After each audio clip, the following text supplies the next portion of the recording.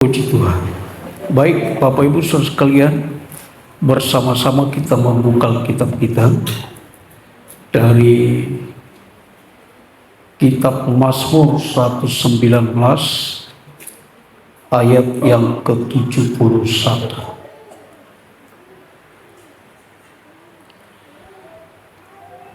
Dari kitab Mazmur pasal 119 ayat yang ke-71.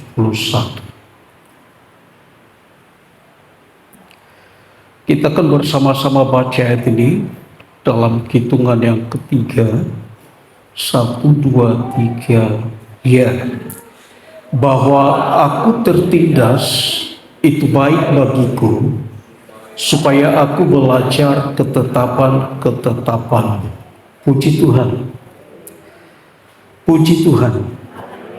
Bahwa aku tertindas itu baik bagiku, supaya aku belajar ketetapan-ketetapan. Bapak Ibu Saudara sekalian, seperti khotbah saya minggu yang lalu, saya katakan bahwa masalah persoalan hidup itu bisa saja datang dengan tiba-tiba. Saya katakan bahwa apa yang dikerjakan oleh Petrus dan Yohanes adalah satu berita yang baik, satu berita yang memberkati banyak orang. Tetapi dengan apa yang dilakukannya pun mereka tetap dipersalahkan. Dan dengan pelayanan yang luar biasa, itu justru menimbulkan satu masalah baru di dalam kehidupan mereka. Nah, Bapak Ibu Saudara sekalian, bahwa selama kita hidup, bisa saja sewaktu-waktu masalah hadir dalam kehidupan kita semua. Sayangnya, tidak semua orang dapat mengatasi masalahnya dengan baik. Sekali lagi, masalah itu tidak akan memilih-milih atau membeda-bedakan orang, baik kepada seorang pejabat, baik sebagai seorang penting, apakah dia seorang pendeta yang terkenal atau tidak, dan apakah dia seorang yang percaya sungguh kepada Tuhan atau bukan. Masalah bisa hadir dalam kehidupan seseorang. Dan sayangnya, sekali lagi, tidak semua orang dapat mengatasi masalah dengan baik. Ada orang ketika dia mengalami masalah, dia jatuh, dia hancur. Tidak satu dua orang, hamba-hamba Tuhan juga akhirnya menyerah. Dia berhenti, dia memilih untuk mundur. Dan tidak jarang juga anak-anak Tuhan mengalami masalah yang sama. Kenapa? Di saat mengalami masalah, di saat mengalami satu persoalan hidup, mereka tidak mampu untuk mengatasinya. Akhirnya mereka mundur, mereka mengeluh.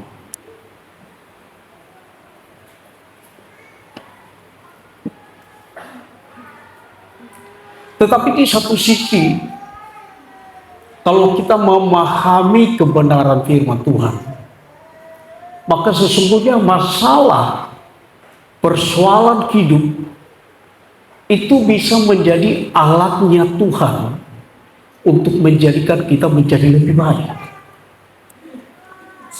baik masalah yang besar, baik satu persoalan hidup, itu bisa Tuhan pakai menjadi alatnya Tuhan untuk memakai kita lebih luar biasa.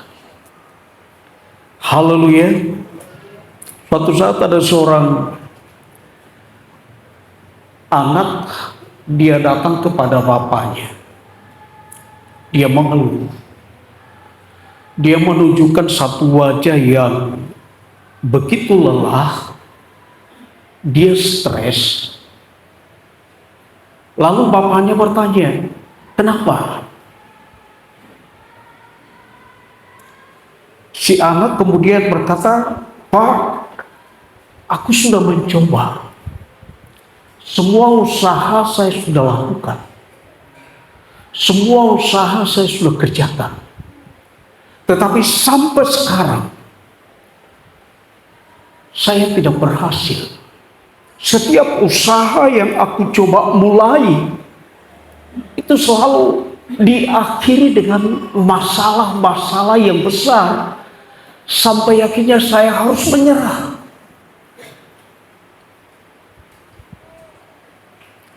Lalu kemudian bapaknya bawa dia ke dapur.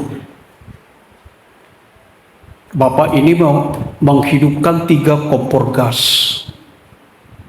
Lalu menaruh wadah di atasnya. Bapaknya kemudian mengisi dengan air. Setelah air tersebut mendidih, satu wadah dia masukkan wortel yang besar dan terlihat kuat. Dia masukkan. Bapaknya diam saja. Dia tidak berbicara apapun. Lalu kemudian dia pindah ke wadah yang kedua. Dia memasukkan sebutir telur bulat ke dalamnya. Lalu kemudian dia masukkan ke wadah yang ketiga bubuk kopi ke dalamnya. Dan mereka menunggu sesaat. Si anak mulai berpikir, apa yang akan terjadi dengan yang dilakukan oleh bapak saya ini? Lalu kemudian dia memberanikan bertanya, Pak, kenapa? Apa arti semuanya ini? Setelah kemudian beberapa menit, ayahnya mematikan semua kompor. Lalu dia mengangkat wortel yang sudah dimasukkan di wadah tadi dan menyerahkannya kepada anaknya. Coba lihat, apa yang terjadi dengan wortel itu? Anaknya kemudian mulai memegang wortel itu dan ayahnya bertanya, apa yang terjadi? Pak, wortelnya menjadi lembek. Wortelnya menjadi rapuh. Lalu kemudian sang ayah mengambil telur, sebutir telur, dan memberikannya kepadanya. Sang anak mulai memperhatikannya. Si ayah bertanya, apa yang terjadi? Lalu kemudian si anak itu mulai memecahkan kulit telurnya. Dan terlihatlah di dalam sebutir telur yang mengeras dan kaku. Lalu dia kemudian mengambil wadah yang ketiga, memasukkannya ke dalam sebuah gelas, lalu memberikannya kepada anaknya. Coba rasakan apa yang terjadi dengan kopi ini. Si anak meminumnya dan dia bertanya, Pak, ini telah berubah menjadi kopi yang enak. Bapak Ibu saudara sekalian, ketika wadah itu berbicara tentang masalah, persoalan yang harus dihadapi oleh ketiganya, wortel yang susah untuk dipatahkan, yang terlihat begitu keras, tetapi setelah menghadapi satu masalah, dia menjadi lembek, dia menjadi rapuh, dia tidak memiliki kekuatan apapun. Dan telur ketika dia masukkan, tadinya dia dapat begitu dinamis, dia bisa bergerak dengan baik. Tapi sekarang dia berubah menjadi keras. Dia berubah menjadi kaku. Lalu si ayah bertanya, "Nah, kau mau pilih mana? Ketika engkau menghadapi masalah, kau bisa menentukan hidupmu. Apakah engkau akan berubah menjadi rapuh? Apakah engkau berubah menjadi lembek? Atau kau mau pilih mana? Ketika engkau menghadapi masalah dan persoalan, apakah engkau akan berubah menjadi keras dan kaku? Atau engkau bisa memilih seperti kopi yang bisa mempengaruhi air yang sudah mendidih itu, dan semuanya bisa dinikmati." Sekali lagi Bapak Ibu Saudara sekalian, tidak semua orang dapat mengatasi masalahnya dengan baik. Tetapi orang-orang yang dapat mengatasi masalahnya dengan baik, ia justru akan terbentuk menjadi lebih baik. Katakan amin. Tertindas. Ketika saya coba buka Kamus Bahasa Indonesia, tertindas itu artinya teraniaya. Tertindas itu artinya disengsarakan. Tertindas, baik dia dianiaya, baik dia teraniaya, disengsarakan, itu karena satu sifat yang ada di dalam diri seseorang. Dia adalah seorang yang lemah. Tidak ada seorang yang kuat bisa dia dianiaya. Tidak ada seorang yang kuat dia bisa disengsarakan. Lalu kenapa dia tertindas? Kenapa dia teraniaya? Karena dia adalah seorang yang lemah. Amin Bapak Ibu. Kita melihat hari-hari ini dunia kita tidak semakin lebih baik Bapak Ibu. Tidak semakin lebih baik. Dunia kita ini semakin menjadi lebih susah. Dan secara tidak langsung itu menimbulkan banyak masalah. Banyak yang teraniaya Bapak Ibu Saudara sekalian. Coba saudara bayangkan kalau saya pergi ke kota yang hanya sekali dalam 1 tahun. Begitu saya parkir, saya harus beli stiker harganya 100.000 untuk bisa parkir. Ditambah lagi dengan bayaran 5.000 per jam. Secara tidak langsung itu telah membuat orang disengsarakan. Tetapi orang-orang yang kuat yang memiliki penghasilan sampai 25 juta, 30 juta per bulan, itu bukan masalah. Tetapi orang-orang yang lemah,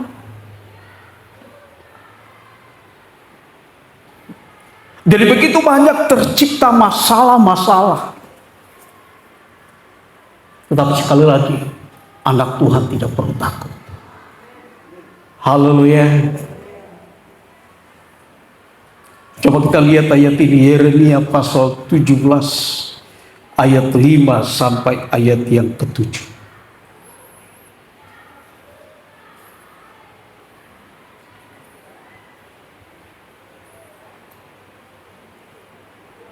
Yeremia pasal 17 ayat 5 sampai ayat yang ke-7. Beginilah firman Tuhan. Terkutuklah orang yang mengandalkan manusia, yang mengandalkan kekuatannya sendiri, yang hatinya menjauh daripada Tuhan. Ia akan seperti semak bulus di padang belantara. Ia tidak akan mengalami datangnya keadaan baik. Ia akan tinggal di tanah angus di padang gurun, di negeri padang asin yang tidak berpenduduk. Itulah sebabnya, Bapak Ibu Saudara sekalian, firman Allah mengingatkan saya dan saudara untuk tidak mengandalkan diri kita sendiri. Katakan amin. Kenapa? Kita harus sadar bahwa kita adalah orang yang lemah. Dan ketika saudara coba berharap kepada manusia, mereka juga adalah orang yang tidak memiliki kekuatan apapun untuk menolong saya dan saudara. Terkutuklah orang yang mengandalkan manusia, yang mengandalkan kekuatannya sendiri, dan yang hatinya menjauh daripada Tuhan. Raja Daud, seorang penulis kitab Mazmur, yang berkata bahwa ketika aku ditindas adalah baik bagiku. Nanti kita akan melihat mengapa sampai dia mengalami satu masalah yang besar. Mengapa dia tertindas? Kenapa dia teraniaya? Karena ada satu masa di mana Raja Daud mengandalkan dirinya sendiri. Dia tidak lagi memandang kepada Allah. Mungkin pada waktu itu dia merasa kuat, dia merasa mampu. Sampai akhirnya Allah meluaskan satu masalah, bukan hanya di dalam dirinya, tetapi di dalam satu kerajaan yang dia pimpin. Di ayat yang ke-7, tetapi diberkatilah orang yang mengandalkan Tuhan, yang menaruh harapannya kepada Tuhan. Katakan amin.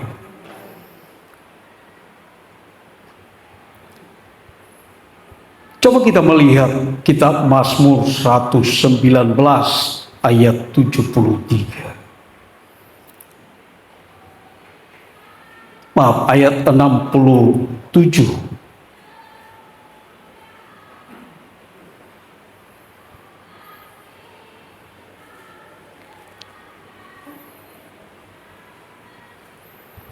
Kita baca bersama-sama ayat ini. 2, 3, ya. Sebelum aku tertindas, aku menyimpang, tetapi sekarang aku berpegang pada perjanjian. Sebelum aku tertindas, Raja Daud katakan, aku pernah menyimpang, aku pernah tidak peduli dengan Tuhan, aku pernah tidak memiliki rasa takut akan Tuhan. Aku pernah membiarkan diriku untuk dapat memiliki segala sesuatu yang diinginkan hatiku tanpa seizin Tuhan. Aku pernah tidak menghiraukan hukum-hukum Tuhan. Aku membunuh, kemudian aku berzina, kemudian aku pergi berperang tanpa bertanya kepada Tuhan. Bapak Ibu saudara sekalian,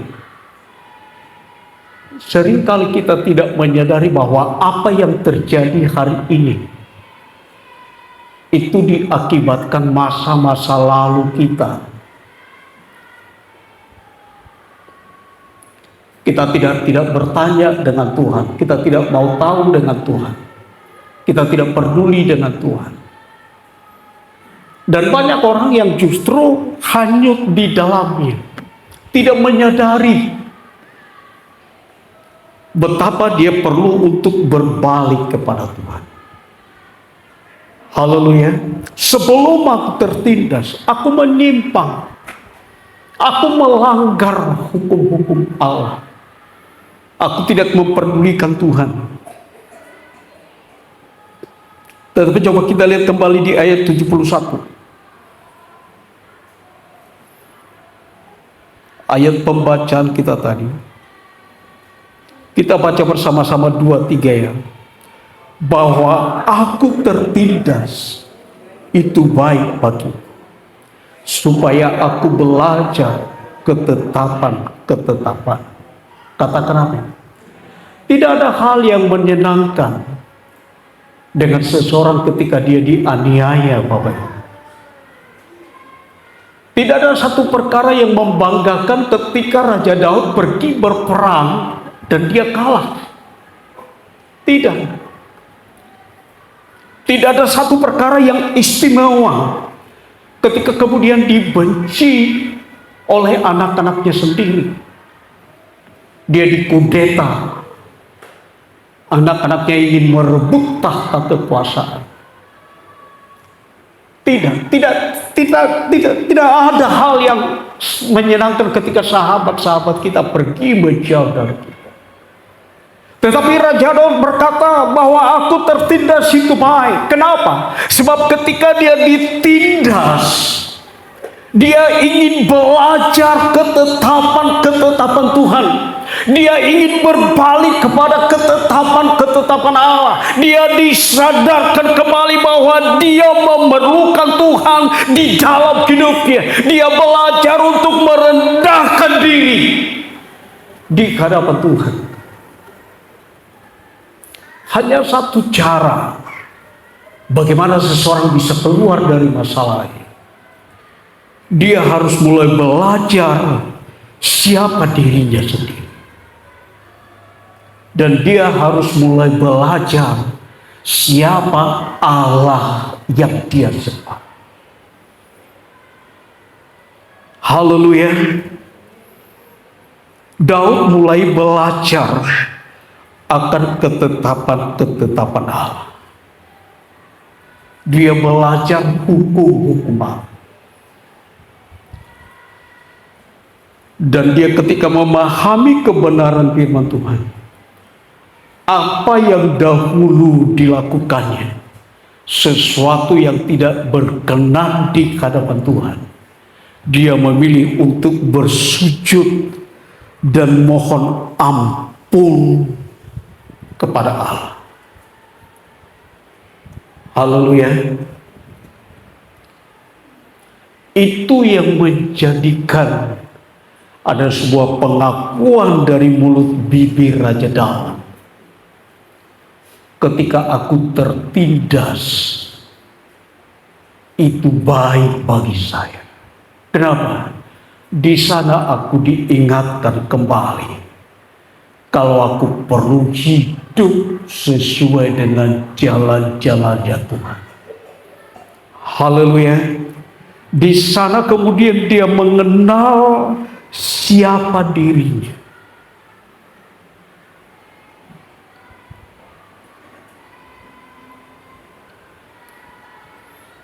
Ayat 73, inilah pengenalan yang kemudian dia pahami Bapak Ibu.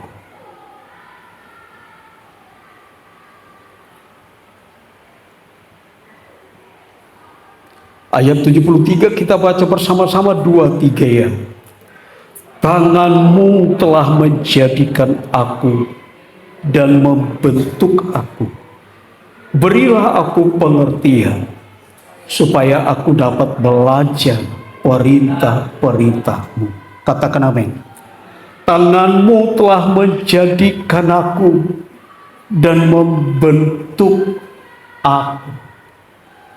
Raja Daud katakan kepada Tuhan, Tuhan, aku sadar bahwa aku bukan siapa-siapa. Aku sadar bahwa aku bukan orang penting. Aku sadar bahwa aku bukan orang yang istimewa, kecuali Engkau berkenan kepada aku. Tanganmu telah menjadikan aku dan membentuk aku.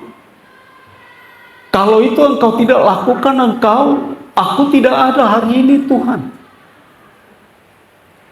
Kalau Engkau tidak menjadikan aku, kalau Engkau tidak membentuk aku tidak punya bentuk sama sekali.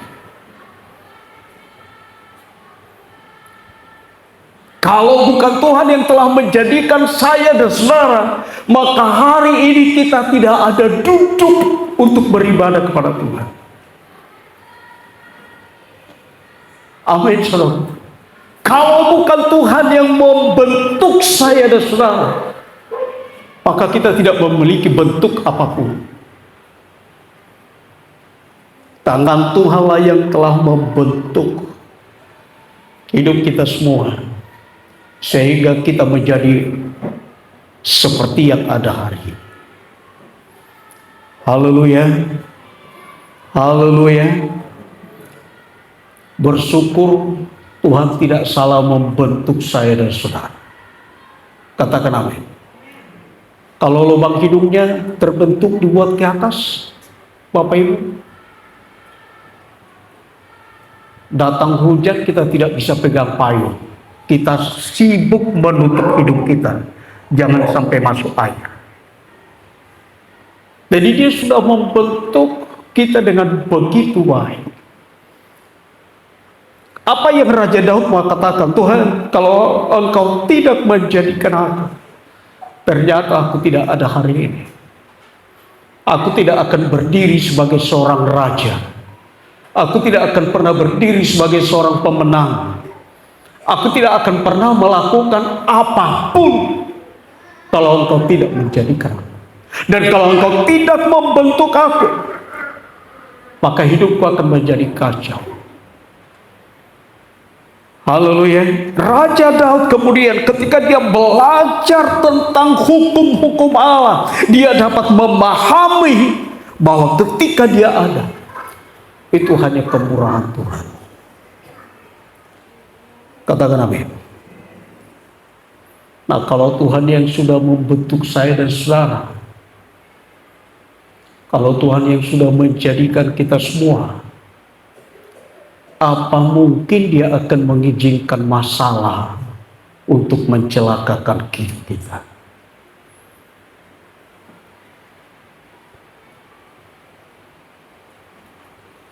Coba kita lihat Yeremia pasal 18.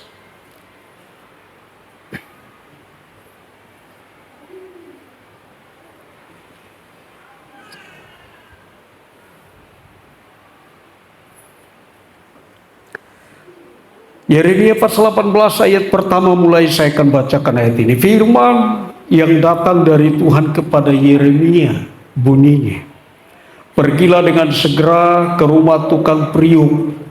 Di sana aku akan memperdengarkan perkataan-perkataanku kepadamu. Lalu pergilah aku ke rumah tukang periuk, dan kebetulan dia sedang bekerja dengan pelarikan. Ayat yang keempat kita baca bersama-sama, 2, 3 ya.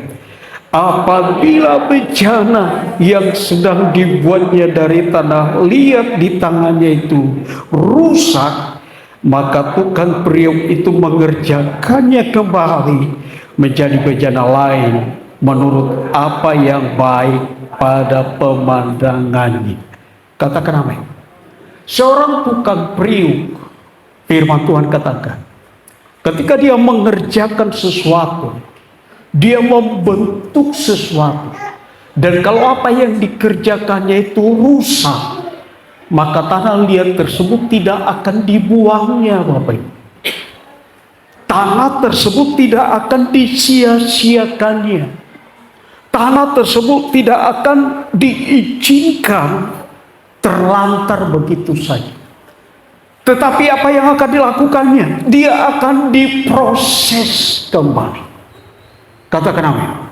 Di ayat yang keempat, apabila bejana yang sedang dibuatnya dari tanah liat di tangannya itu rusak, maka tukang periuk itu mengerjakannya kembali menjadi bejana lain menurut apa yang baik pada pemandangannya. Dia akan mengalami proses kembali, dan proses inilah yang seringkali disebut dengan masalah. Raja Daud dia tahu ketika dia teraniaya, ketika dia kalah dalam peperangan, dia menyadari dia datang kembali kepada Allah untuk dibentuk kembali menjadi seorang Daud yang lebih gagah dan perkasa. Haleluya. Allah tidak akan mengizinkan persoalan terjadi dalam hidup kita hanya untuk mencelakakan saya dan saudara. Dia akan mengizinkan perkara tersebut menjadi satu proses untuk menjadikan hidup kita menjadi lebih baik. Katakan amin. Coba kita lihat di ayat yang ke-6 dari kitab Yeremia pasal yang ke-18. Kita baca kembali bersama-sama ayat ini. 2, 3 ya. Masakan aku tidak dapat bertindak kepada kamu seperti tukang periuk ini, hai kaum Israel? Demikianlah firman Tuhan. Sungguh seperti tanah liat di tangan tukang periuk, demikianlah kamu di tanganku, hai kaum Israel. Katakan amin. Kaum Israel itu berbicara tentang umat pilihan Tuhan. Dan saya dan saudara adalah orang-orang yang dipilih Tuhan. Haleluya. Nah, ketika perumpamaan ini disampaikan oleh Allah melalui Nabi Yeremia, maka kebenaran ini pun sesungguhnya menjadi milik kita semua. Masakan aku tidak dapat bertindak kepada kamu seperti tukang periuk itu, hai engkau orang yang percaya, umat pilihan Tuhan? Demikianlah firman Tuhan. Sungguh seperti tanah liat di tangan tukang periuk, demikianlah kamu di tanganku. Haleluya. Haleluya. Iblis berpikir bahwa masalah itu akan membunuh dan membinasakan saya dan saudara. Dia tidak tahu bahwa Allah akan memakai masalah dan persoalan hidup untuk menjadikan kita menjadi lebih baik. Katakan amin. Kalau sejarah mau diulang, maka iblis akan memilih agar Tuhan Yesus tidak disalibkan. Sebab dari awal dia berpikir kalau Tuhan Yesus disalibkan, maka kemenangan yang besar dia akan nikmati. Dia tidak sadar justru dengan kematian Tuhan Yesus Kristus, maka kekalahan untuk selama-lamanya itu dialami oleh iblis. Haleluya. Perkara itulah yang seringkali terjadi di dalam diri saya dan saudara. Di dalam kehidupan orang-orang percaya, dia mengeluh ketika masalah datang. Dia tidak sadar bahwa Allah sanggup melakukan segala perkara di dalam hidupnya. Orang lain mungkin berpikir saudara tidak akan bisa bangkit lagi. Tetapi ketika engkau datang kepada Tuhan, maka dia akan mengangkat tangan. Haleluya.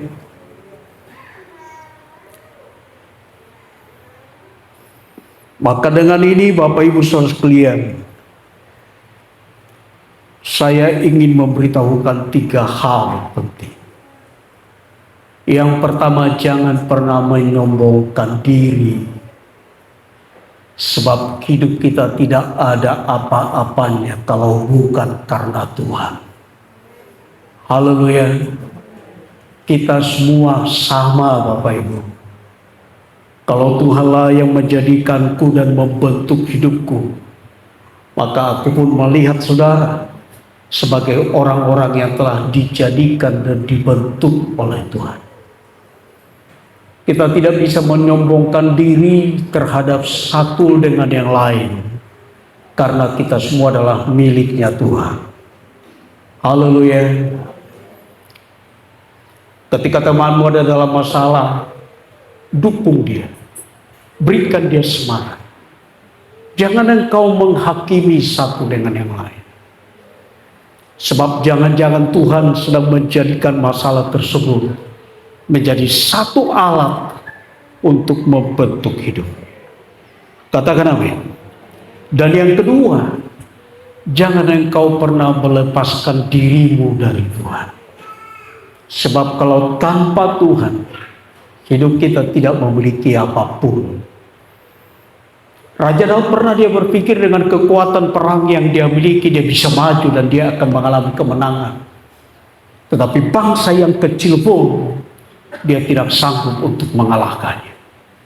Hanya bersama-sama dengan Tuhan, maka kita akan mengalami kemenangan demi kemenangan. Haleluya. Dan yang ketiga, yang terakhir, belajarlah untuk memahami kebaikan Tuhan. Haleluya. apabila dia jatuh, dia tidak akan sampai apa Bapak Ibu?